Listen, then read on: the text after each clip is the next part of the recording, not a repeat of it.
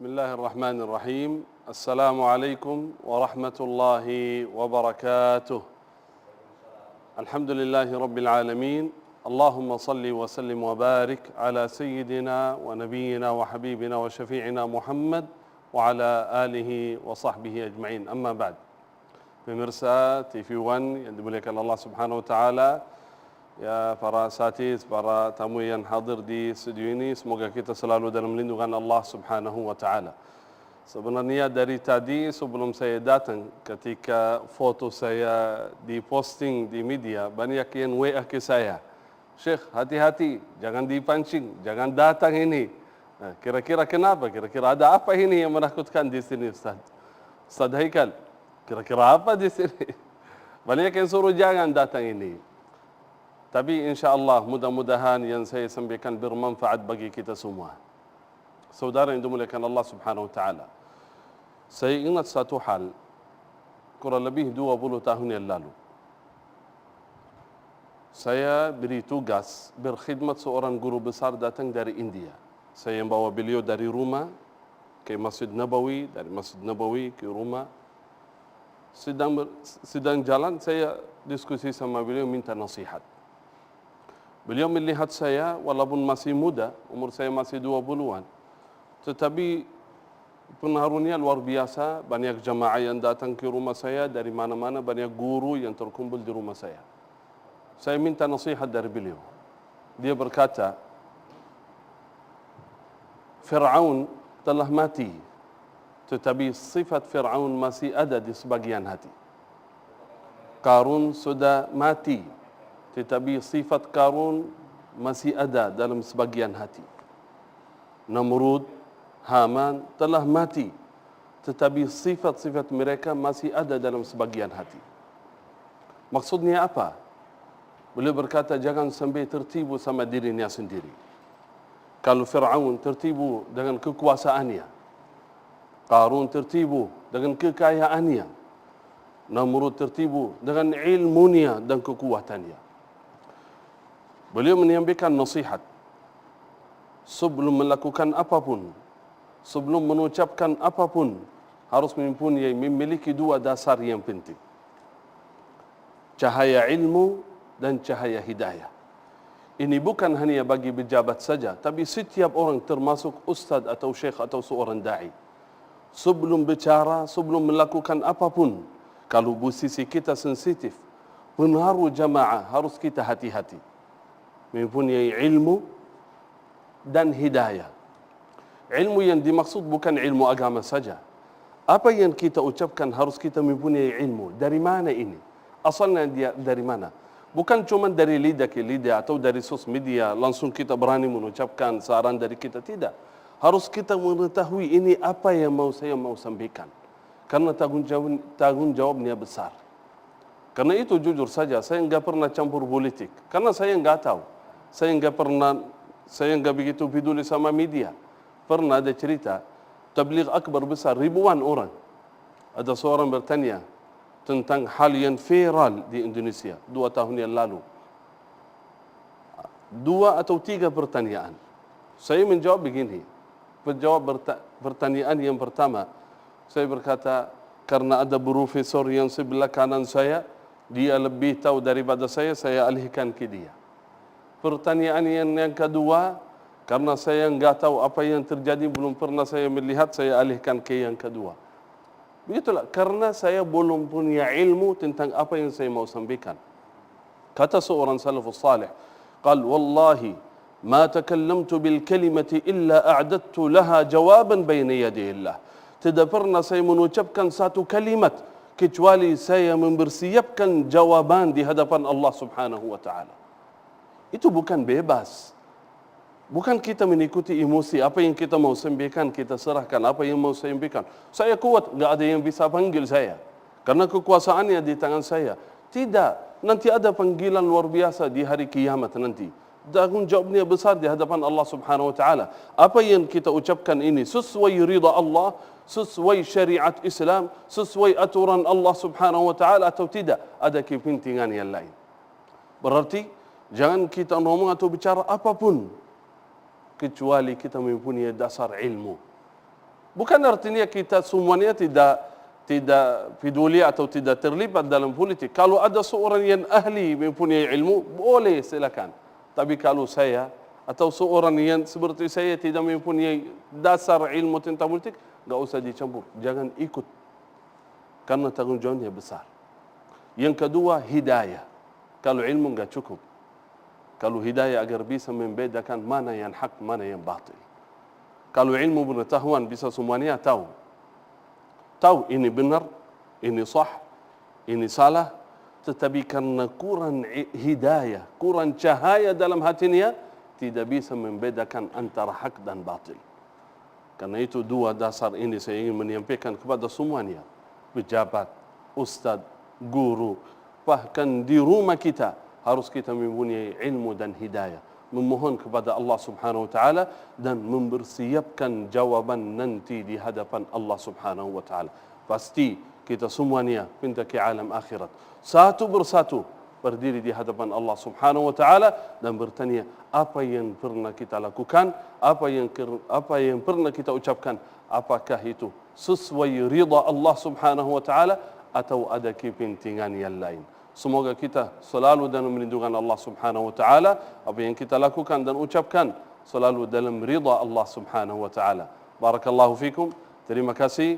Wassalamualaikum warahmatullahi wabarakatuh.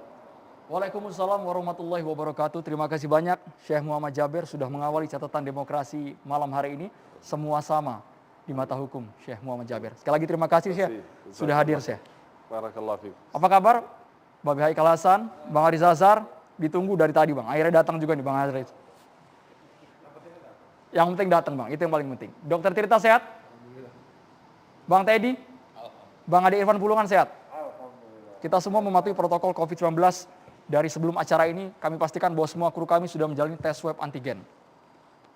Selamat malam pemirsa, catatan demokrasi malam hari ini mengangkat tema yang memang menjadi sorotan kita semua. Anda ingat beberapa hari yang lalu terjadi sebuah pesta yang akbar sekali, pesta pernikahan selebriti yang dihadiri oleh pejabat negara. Di sana hadir Presiden Republik Indonesia Joko Widodo, hadir pula Menteri Pertahanan Prabowo Subianto. Ini yang menuai magnet tersendiri, masyarakat ada yang pro dan juga kontra. Mereka kemudian membandingkan dengan acara-acara resepsi pernikahan yang pernah terselenggara di Indonesia. Bahkan di tengah pandemi COVID-19 ini terjadi komparasi. Mengapa acara yang dihadiri oleh pejabat negara yang hadir ke sebuah pesta pernikahan selebriti bisa dikatakan semuanya berjalan lancar. Kita nanti akan ulik lebih dalam apakah memang betul catatan-catatan dari para narasumber malam hari ini semuanya sudah sesuai dengan kaidah aturan yang ada di tengah pandemi COVID-19. Jangan hanya justifikasi, jangan hanya melihat kulit luarnya saja. Tapi yang paling penting adalah kita harus tahu aturan yang sesungguhnya. Karena tadi Syekh Muhammad Jabir sudah menegaskan bahwa pegangannya ada. Pijakannya harus sesuai dengan hukum. Semua harus sama di mata hukum. Saya mau langsung ke Bang Haris Azhar. Bang Haris Azhar, Anda melihat kemarin ketika Presiden, Menteri Pertahanan, pejabat negara kita hadir ke sebuah pesta pernikahan selebriti. Menurut Anda apakah sudah tepat, sudah mengikuti aturan yang ada mengenai COVID-19 atau bagaimana Bang Haris Azhar? Saya buka masker ya, biar enak. Saya datang telat di duluan. Ada beberapa hal ya. Pertama kalau judulnya sih, salahkah pejabat negara hadir ke pernikahan? Enggak salah. Tapi kalau dalam konteks yang diramaikan kemarin, pertama itu soal menggunakan fasilitas negara, website, disiarkan di website Seknek gitu. Boleh nggak? Boleh. Ini tapi bicara keadilan. Bisa nggak hari Sabtu besok ada lagi warga yang nikahan mungkin di Sumba Timur atau di NTT yang sedang kena bencana tapi udah ada jadwal nikahan tapi disiarkan. Nah, jadi Bang Irfan nih, ini Bang Irfan di istana, dulu sama saya ngurusin pasar dulu. Sekarang udah jadi pejabat negara ya kan.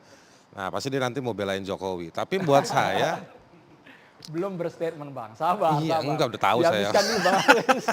Bang Haris dihabiskan dulu. Jadi gini, bisa nggak Sabtu besok websitenya Seknek itu juga menyiarkan pernikahan di tengah situasi bencana di NTT?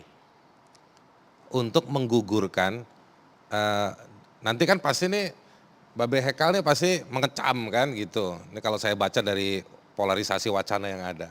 Nah supaya nanti website Seknek itu kelihatan adil, hari Sabtu besok harus ada pernikahan di NTT yang harus disupport negara supaya tetap jadi orang itu nikah. Di gereja, di masjid atau di mana nggak apa-apa. Dimanapun. Dan Seknek menyiarkan itu.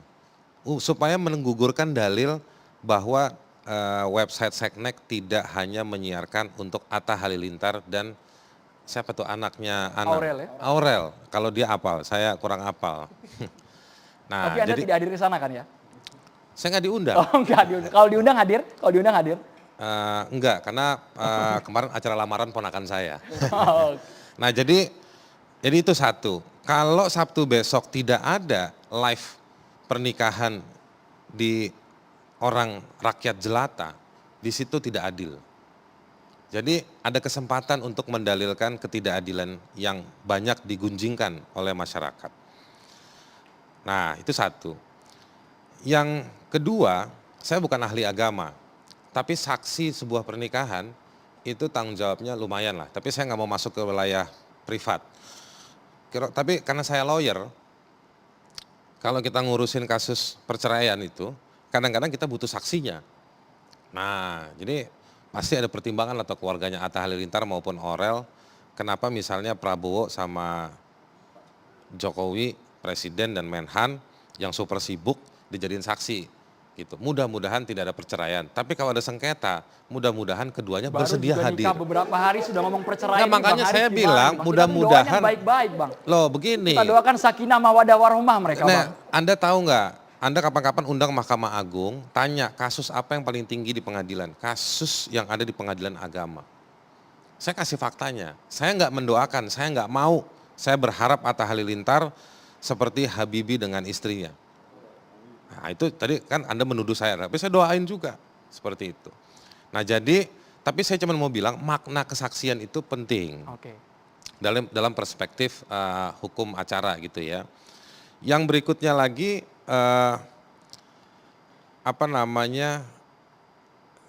saya mungkin orang banyak membicarakan giliran pernikahannya Atta Halilintar boleh, giliran Pak Rizik Sihab dipidanakan.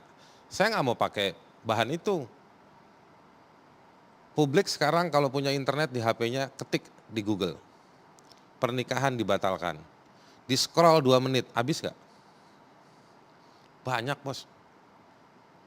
Saya tadi malam screenshot di HP saya itu sampai 11 lembar. Dan itu masih banyak. Di setiap yang video yang pernikahan dibatalkan itu ada ceritanya masing-masing. Mungkin memang prokes tidak ditaati. Tetapi juga di beberapa video itu tidak ditanya prokesnya. Nah saya mau bilang ini bukan urusan hukum, ini urusan keadilan. Rasa keadilan. Nah di mana poinnya? Poinnya begini, apakah Atta Halilintar dan juga Aurel pernikahannya melanggar? Saya meyakini tidak. Tidak dilanggar. Tapi kenapa? Karena mereka mau ngundang presiden. Oke. Yang kedua, pasti AdSense-nya dari YouTube besar. Artinya punya duit besar. Punya kemampuan menoto. Ini harus ditanggapi Bang Adi Irfan Pulungan ini. Enggak. Soal menggunakan akun YouTube channel Setnet ini kan. Iya, nah, Bang Haris Azhar, poin ya? saya begini terakhir. Orang miskin kehilangan kesempatan dan kehilangan kemampuan untuk menata pemberlakuan prokes. Oke. Tapi pernikahan itu suratan takdir, hampir ke sana. Jadi nggak bisa dicegah. Yang saya mau katakan begini, nggak semua orang punya kesempatan untuk membuat pernikahan yang baik seperti si Atta maupun si Aurel itu. Yang sampai berkenan Presiden dan Menteri Pertahanan hadir. Baik, sampai situ dulu Ini Bang Haris soal poinnya. keadilan. Bang Adi Irfan Nah kalau Pulungan. misal Soal sedikit lagi, keadilan Bang Adi Irfan Bang Pulungan. Irfan pasti mau dengerin saya, sedikit lagi. Kita kasih kesempatan untuk menjawab dulu Bang, itu Kalau poin penting si sekali itu Atta Bang. sama Aurel itu bisa kemampuan, boleh nggak negara membantu yang miskin memfasilitasi pernikahan-pernikahan itu supaya tetap terjadi seperti apa? Oke, langsung dijawab Bang Kira-kira Adi Irfan Pulungan. Silakan Bang Adi Irfan.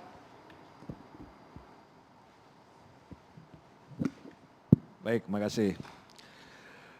Pertama gini, saya mau katakan kalau perspektif dalam pemikiran kita ya melihat peristiwa pernikahan Attar dengan Aurel ya dari sudut pandang negatif pasti hasilnya juga akan kita nilai negatif. Tapi kalau dari sudut pandang objektif ya melihat juga suasana peristiwa itu secara positif pasti kita akan menghasilkan nilai yang positif. Sekarang tergantung kita mau pilih yang mana, itu saja dulu yang pertama.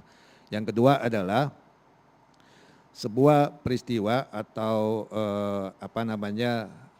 katakanlah hajatan ya, hajatan apakah itu pernikahan, apakah itu acara-acara tertentu yang mengundang presiden, itu kan pasti ada protapnya, ada SOP-nya. Nah pernikahan Attar itu dilakukan, mengundang itu secara tertulis disampaikan oleh pengundang kepada presiden. Nah tentu mekanismenya mengikuti protokol ada SOP-nya. Nah tidak mungkin setiap acara ya presiden itu hadir kalau tidak diundang. Gitu. Pasti diundang pun belum tentu bisa hadir. Karena akan dilihat ada mekanisme, ada aturan yang itu sudah menjadi ketentuan bersama, apalagi di masa COVID ini. Nah pernikahan kemarin itu ada pengajuan secara tertulis yang dilakukan oleh pengundang. Pengundang siapa? Ya pasangan calon, orang tua calon, itu dimintakan secara tertulis. Nah presiden tidak langsung menyetujui, tentu ada mekanisme yang diikuti. Ya, tetap prosedurnya sama, dicek dulu lokasinya di mana, terus acaranya apa, ya tentu Pas Pampres akan melakukan Tapi koordinasi. posisinya ini mengundang atas nama pribadi, karena kan dimasukkan ke Setnek, kesannya ini masuk agenda kenegaraan juga Bang Ade Irfan. Nah inilah susahnya pemikiran kita, apakah kita bisa memisahkan ya urusan pribadi dalam posisi tertentu orangnya ya memisahkan pribadi dengan jabatan. Bisa enggak misalnya, mohon maaf ini, Babe Haikal, profesinya bisa kita katakan sebagai ustadz. Oke. Bisa enggak kita pisahkan dia sebagai posisi pribadi dengan posisi ustadznya? Kan itu pertanyaan lagi. Nah Presiden Jokowi bisa enggak kita pisahkan posisi dia pribadi dengan posisi sebagai Presiden Kepala Negara? Undangan itu otomatis sebagai posisi pribadi. Tentu hal-hal yang melekat kepada dia, protokoler, ya, pengamanan, itu melekat 24 jam. Itu nggak bisa kita pisahkan dan itu ada regulasinya, tertuang gitu. Presiden dan wakil presiden, para menteri juga begitu. Ada protokoler-protokoler yang melekat kepada dia 24 jam. Tidak hanya dia tapi juga keluarga. Nah itulah yang harus kita hormati dan itu kita hargai, regulasi, itu regulasi. Ya. Kita nggak usah lagi berdebat, kalau kita berdebat bisa berapa, 4 SKS atau 8 SKS. Tapi posisinya Bang Ade Irfan, mungkin tidak Presiden memperlakukan sama dengan tadi Bang Haris mempertanyakan rakyat jelata. Atau jangan-jangan ini karena yang mengundang seorang istimewa, seorang selebriti yang sangat terkenal sehingga Presiden datang ke sana. Pertanyaan saya, apakah kita ketahui hanya Presiden hanya hadir di acara-acara pesta yang sifatnya megah? Tentu kan tidak. Ada juga Presiden hadir di acara-acara yang dilakukan oleh masyarakat biasa. Supir istana itu pernah dihadirinya, didatanginya. Oke, gitu. itu contoh satu. Kemudian ada lagi? Ada kalau kita bisa. Tapi kan tidak harus, ini kan karena yang mengundang ini sosoknya juga populisnya luar biasa. Ya, mata media, kemarin kalau nggak salah saya itu acara peminangannya. Itu live di TV, salah satu TV kan.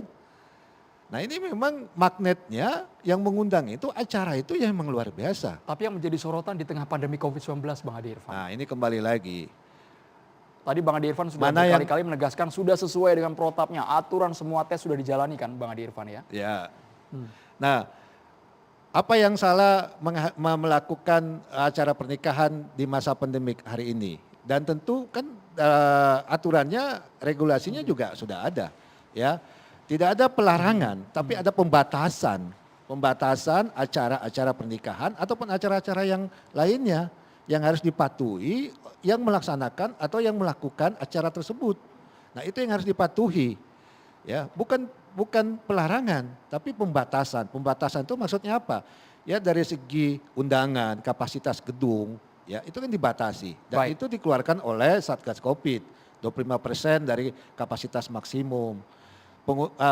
Pengunjungnya atau undangan tamu-tamu yang diundang itu tentu harus mematuhi prokes. Prokes itu apa? Memakai masker selalu, ya, mencuci tangan dan jaga jarak, ya, dan juga ya di swab. Kemarin itu semua yang hadir itu ya sudah di swab. Baik, semua sudah mematuhi prokes. Babe Haikal, kita ingin tanggapannya karena ada juga masyarakat pihak-pihak yang membandingkan Babe antara ketika presiden datang ke sebuah pesta pernikahan dengan aturan yang ada tidak masalah. Tapi Babe juga pernah mengingatkan kita bersama ketika dibandingkan dengan kejadian putri terdakwa ARS. Sesaat lagi Babe Haikal kita akan berikan kesempatan catatannya seperti apa usai jeda berikut ini hanya di Catatan Demokrasi.